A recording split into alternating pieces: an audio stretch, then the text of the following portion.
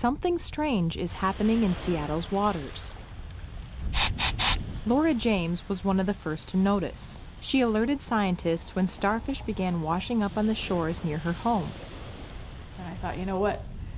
This is getting a little too close for comfort. I need to go see what's going on, and I need to document it. As a diver and underwater videographer, James was equipped to do something.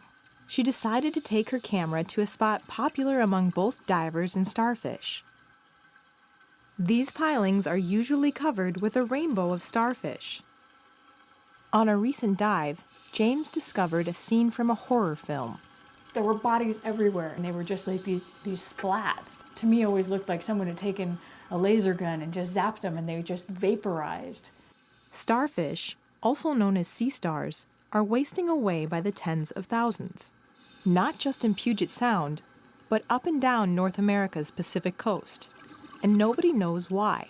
I've been diving out here for almost 24 years, and people always ask me, do you see any big difference between, now and when you started? And I've seen some subtle differences, but this is the change of my lifetime.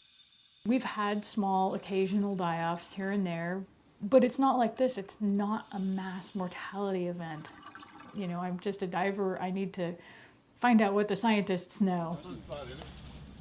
But scientists have also been wondering what's going on. They first started noticing sick and dying starfish on Washington's Olympic Peninsula last summer. Reports have since surfaced from Southern California to as far north as Alaska. At first, only a certain species, known as the sunflower star, seemed to be affected. Then it hit another species, then another. In all, about a dozen species of sea stars are dying along the west coast. It's been coined sea star wasting syndrome, and it's also been reported at sites along the east coast. But researchers say it's too early to connect these outbreaks.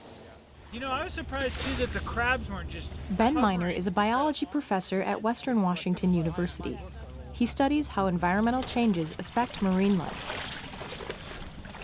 Today, his team is collecting sea stars at Mukilteo, Washington, just north of Seattle.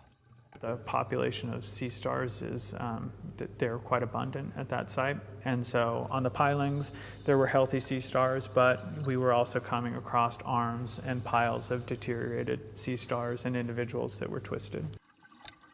The divers are searching for stars showing symptoms, as well as the ones that appear healthy. The experiments are infectiousness experiments where we take individuals that have signs of the syndrome and we put them in tanks with individuals that don't have signs. Then they closely watch the progress of the disease. First, the stars twist their arms into knots, and sometimes lesions form on their skin. One of them was very sick, and the other two individuals started ripping themselves apart. The arms just crawl away from the particular body. You heard that right. The arms crawl in opposite directions until they tear away from the body and their insides spill out. And unlike most starfish, the arms don't regenerate. Stars that came in with symptoms died within 24 hours. Interestingly, though, I didn't see the individuals that were exposed to those dying individuals show symptoms any more rapidly than individuals in the other tanks. So being in the same tank with a dying starfish doesn't seem to accelerate the disease. Divers recently returned to Mukilteo to find that most of the starfish there have died. But we still don't know how they're catching the illness or where it comes from. Could an infectious pathogen from the other side of the world have hitched a ride on ocean-going ships? Or could it be something larger, like climate change or ocean acidification? So this is a healthy Pycnopodia, no signs of lesions. Drew Harvell is coordinating the research into answering those questions. She's a marine epidemiologist from Cornell University who is studying at the University of Washington's Friday Harbor Labs in the San Juan Islands.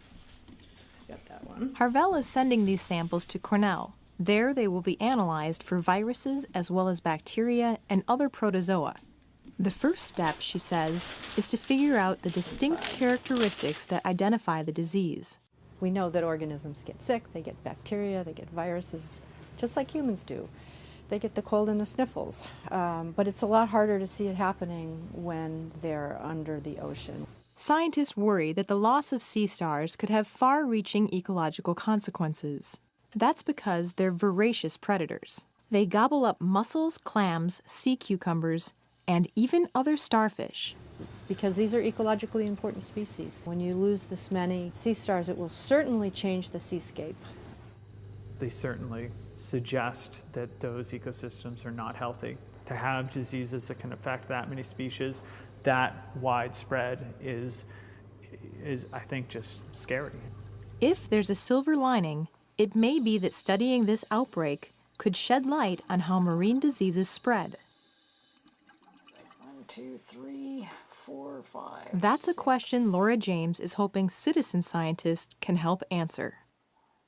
The big problem we had here is that we didn't have a baseline.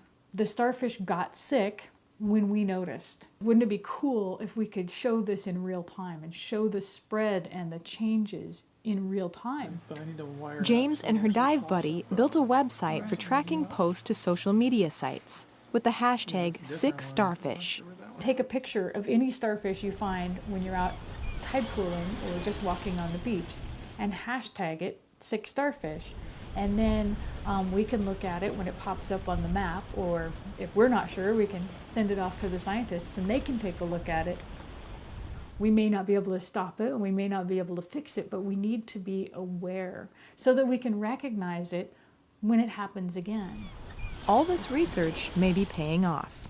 Scientists think they're honing in on the cause and hope to make an announcement in a few months.